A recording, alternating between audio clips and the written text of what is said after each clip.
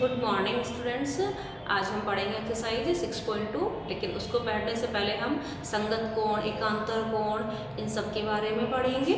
यहाँ पे दो रेखाएं हैं, एक तो L है और दूसरी रेखा M है।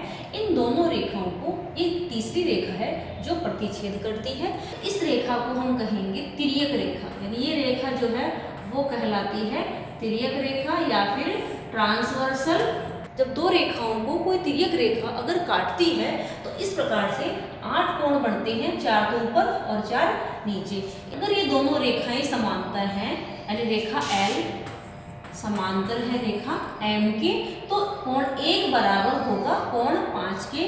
तो कोण 1 बराबर होगा कोण 5 के और कोण 2 बराबर होगा कोण 6 के।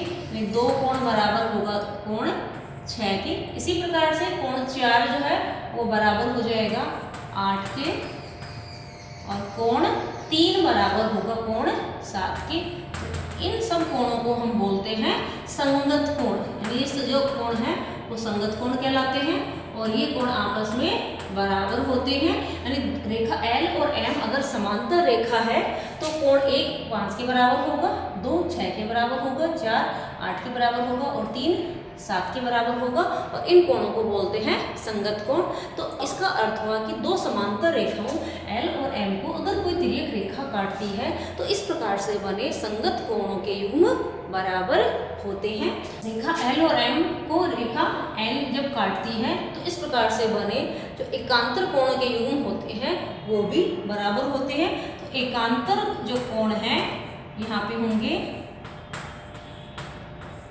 एकांतर कोण है यहाँ पे 2 और 8, यानी कोण 2 बराबर होगा कोण 8 के और कोण 3 बराबर होगा कोण 5 के। यानी ये कोण और ये कोण एकांतर कोण कहलाते हैं और कोण 3 और कोण 5 ये कोण एकांतर कहलाते हैं। ये इन दोनों रेखाओं के अंदर हैं, बन रहे हैं, इसलिए हम इनको एकांतर अंतः कोण भी बोल देते हैं, अल्टरनेट एंगल्स इनको कहेंगे। तो जब दो रेखाओं को कोई एक तिर्यक रेखा काटती है तो इस प्रकार से तिर्यक रेखा के एक ही ओर बने अंतः कोणों का युग्म जो होता है वो 180 होता है। यानी कोण 2 प्लस कोण 5 वो बराबर होंगे 180 के, क्योंकि यहाँ पे ये दोनों रेखाएं अगर समांतर हैं तो कोण 2 और कोण 5 दोनों को कोण 2 और कोण 5 दोनों होंगे 180 के बराबर। और इसी प्रकार से कोण 3 प्लस कोण 8 यानी कोण 3 और 8 इन दोनों का योग भी बराबर होता है 180 के। कोण 2 और 5 जो है वो तिर्यक रेखा के एक ही ओर बनने वाले कोण हैं। इसी प्रकार से कोण 3 और कोण 8 भी तिर्यक रेखा के एक ही ओर बनने वाले कोण हैं। तो जब दो रेखाएं समांतर होती हैं तो तिर्यक रेखा के एक ही ओर बने कोणों का योग 180 डिग्री होता है। अभिग्रहित 6.3 है कि यदि कोई दो रेखाओं को कोई एक तिर्यक रेखा अगर इस प्रकार से प्रतिच्छेद करती है तो इस प्रकार से बने संगत कोणों के युग्म बराबर होते हैं। अभिग्रहित 6 कहता है कि अगर संगत कोणों के युग्म बराबर होते हैं, यानी संगत कोण अगर आपस में बराबर हैं तो रेखाएं यानी रेखा L और रेखा M आपस में एक दूसरे के समांतर होगी। तो यहाँ पे एक्सरसाइज 6.2 में हमें रेखाओं को समांतर सिद्ध करना होगा। तो यहाँ पे हम रेखाओं को समांतर सिद्ध करने को 3 प्रकार से सिद्ध कर सकते हैं। यहाँ पे हम बता सकते हैं कि अगर संगत कोण बराबर हैं तो भी रेखाएं समांतर होती हैं, या फिर एकांतर कोण अगर बराबर हैं तो भी रेखाएं समांतर होती हैं, और अगर तिर्यक रेखा के एक ही ओर बनने वाले कोणों का योग अगर 180 डिग्री के बराबर होता है तो भी रेखाएं आपस में समांतर होती हैं। इसके विपरीत अगर हम बात करें तो अगर दो रेखाएं अगर समांतर हैं तो इस प्रकार से बने संगत कोण हैं वो आपस में बराबर होते हैं, एकांतर कोण बराबर होंगे और एक ही तिर्यक रेखा के एक ही ओर बनने वाले कोणों का योग भी 180 डिग्री होगा।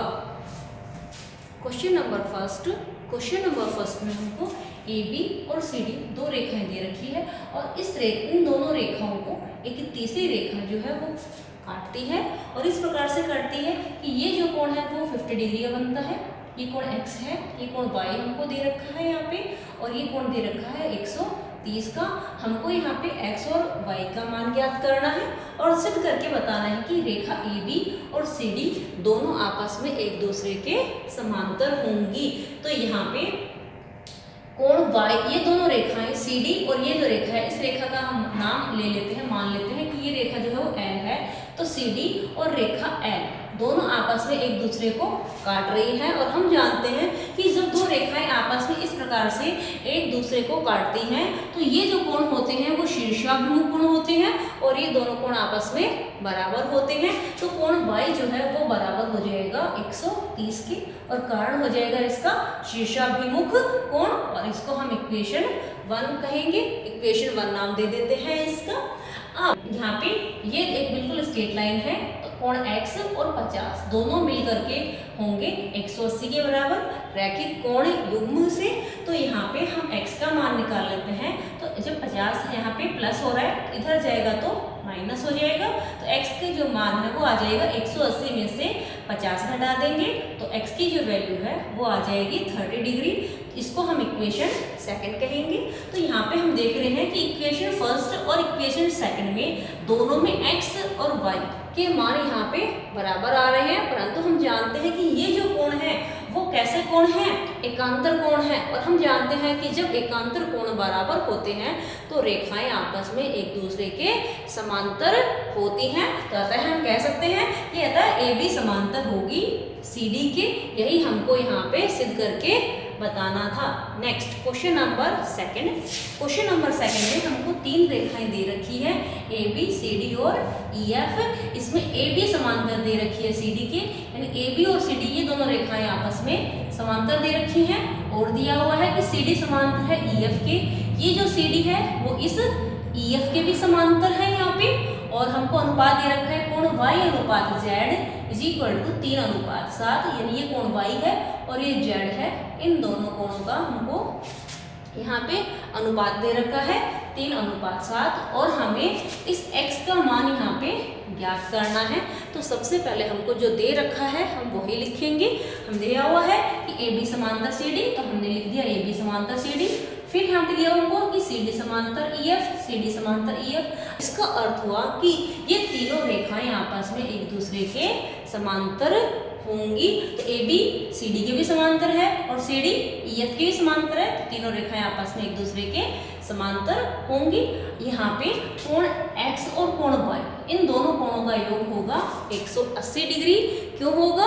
क्योंकि ये दोनों रेखाएं आपस में एक दूसरे के समांतर हैं और ये कोई तिर्यक रेखा है। जब दो समांतर रेखाओं को कोई तिर्यक रेखा काटती है तो इस प्रकार से तिर्यक रेखा के एक ही तरफ बने कोण, ये तिर्यक रेखा के इस एक ही तरफ बनने वाले कोण हैं और एक ही तरफ बनने वाले कोणों का योग होता है 180 डिग्री के बराबर। इसलिए कोण x और कोण y दोनों होंगे 180 के बराबर। दोनों को ऐड करने पर 180 आएगा। यहाँ पे AB जो रेखा है वो EF के भी समांतर, देखिए AB समांतर किसके है, EF के भी समांतर है। AB और EF दोनों आपस में समांतर हैं और ये एक तिर्यक रेखा है। तो इस तिर्यक रेखा के ऊपर इधर तो बन रहा है कोण x और इधर कोण बन रहा है कोण z बन रहा है। तो ये दोनों कोण भी आपस में बराबर होंगे क्योंकि ये जो कोण है वो है एकांतर कोण। और हम जानते हैं जब दो रेखाएं आपस में दो रेखाएं एक दूसरे के समांतर होती हैं और कोई तिर्यक रेखा अगर उनको काटती है तो इस प्रकार से बनने एकांतर कोण आपस में बराबर होते हैं। तो कोण x जो है वो z के बराबर होगा। यहाँ पे हमको अनुपात दिया हुआ है 3:7, y अनुपात z दे रखा है हमको यहाँ पे 3:7 के बराबर। हम इसको लिखेंगे यहाँ पे। और जो कोण x है वो z के बराबर है, तो यानी z की जगह हम x रख सकते हैं। तो इस z की जगह हम x रख देंगे तो वो हो जाएगा 3:7 के बराबर। अब इन दोनों अनुपातों का जो योग है वो आ जाएगा 3 + 7 = 10 हो जाएगा।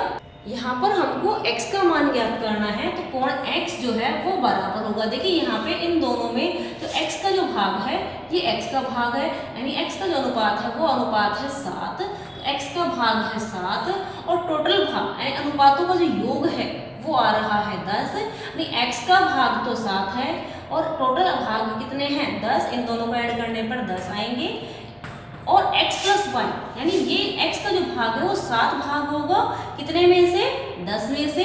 तो x प्लस वाई यानी इन दोनों का योग जो है वो कितना है 180 है। तो 180 में से कितना होगा, तो हम यहाँ पे इसको इंटू कर देंगे 180 से, 0 से 0 कैंसिल हो जाएगी, 7 को हम इंटू करेंगे 18 से, तो इस प्रकार से ये आ जाएगा 126 डिग्री के बराबर। इस प्रकार से हम x का मान ज्ञात कर सकते हैं। इसको हम दूसरे मेथड से भी कर सकते हैं, तो किसी भी मेथड से हम इसको सॉल्व कर सकते हैं।